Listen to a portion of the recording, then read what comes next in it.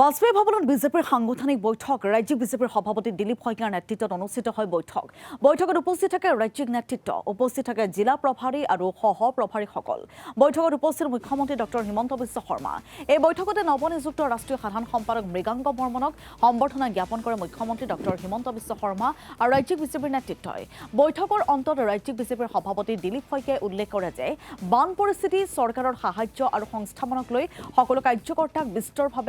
বিস্তৃতভাৱে অৱগত কৰে মুখ্যমন্ত্ৰীয়ে জনকল্যাণমূলক আঁচনিসমূহৰ বিষয়েও সবিস্তাৰে প্ৰকাশ মুখ্যমন্ত্ৰীৰ প্ৰতিখন আঁচনি 100% সফল ৰূপায়ণৰ বাবে সকলো কাৰ্যকৰ্তাক আহ্বান নগাঁও উপ নিৰ্বাচন শিলচৰ পৌৰ নিগমৰ নিৰ্বাচন সোণোৱাল কছাৰী মিচিং স্বায়ত্তশাসিত নিৰ্বাচন আদিক লৈ দলৰ প্ৰস্তুতি সন্দৰ্ভত পৰ্যালোচনা প্ৰধানমন্ত্ৰী মোদীৰ 25 বছৰীয়া ৰাজহুৱা জীৱন সম্পূৰ্ণ হোৱা উপলক্ষে 17 ছেপ্টেম্বৰৰ পৰা 17 অক্টোবৰলৈকে এমহীয়া এলানি কাৰ্যসূচী গ্ৰহণ কৰাৰ কথা প্ৰকাশ দিলীপ শইকীয়াৰ আৰু বিভিন্ন প্ৰসংগত মন্তব্য প্ৰকাশ ৰাজ্যিক বিজেপিৰ সভাপতিগৰাকীৰ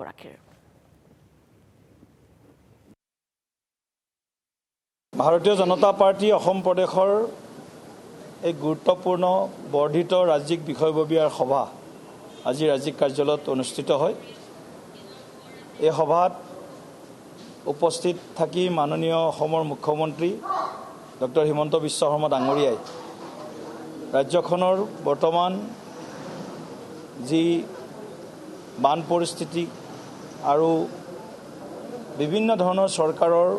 উদ্যোগ বান সাহায্য আৰু সংস্থাপন এই বিষয়টোত আমাৰ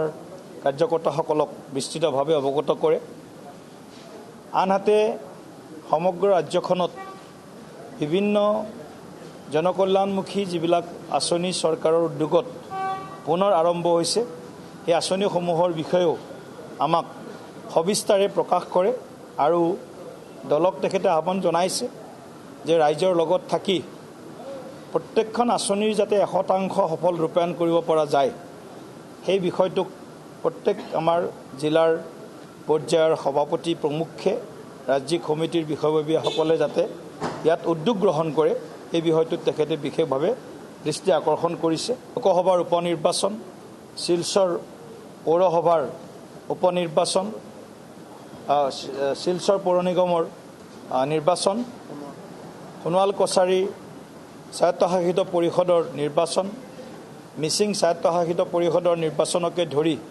বিভিন্ন নিৰ্বাচনৰ বিষয়ে দলৰ প্ৰস্তুতি আৰু দলৰ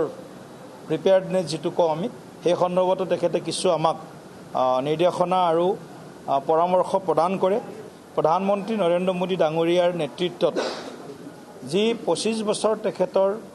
ৰাজহুৱা জীৱন মুখ্যমন্ত্ৰী হিচাপে আৰু প্ৰধানমন্ত্ৰী হিচাপে সম্পূৰ্ণ হ'ল প্ৰশংসনীয় বিভিন্ন যি আঁচনি বা কাৰ্যসূচী সেইসমূহ আমি ৰাইজৰ মাজলৈ বিশেষভাৱে লৈ যোৱাৰ বাবে আমাৰ অহা 17 ছেপ্টেম্বৰৰ পৰা 17 অক্টোবৰলৈকে এলানি আমি এমাহৰ কাৰ্যসূচী প্ৰস্তুত কৰিছোঁ চাহ উদ্যোগিত অঞ্চল BTCত বৰ্তমান যি ৰাজনৈতিক পৰিস্থিতি তাৰ ওপৰতো আজিৰ সভাত গুৰুত্বপূৰ্ণভাৱে আলোচনা হৈছে আমি আমাৰ মৰ্চাসমূহৰ গতিবিধি বিভিন্ন আমাৰ যি 18টা বিভাগ আছে চেল আছে এই গতিবিধিবিলাকো আমি পৰ্যায়ক্ৰমে আৰম্ভ কৰিম আজিৰ বৈঠকত আমি 3 মাহৰ প্ৰায় আমি এই কৰ্মসূচী এক ৰোডমেপ প্ৰস্তুত কৰিছোঁ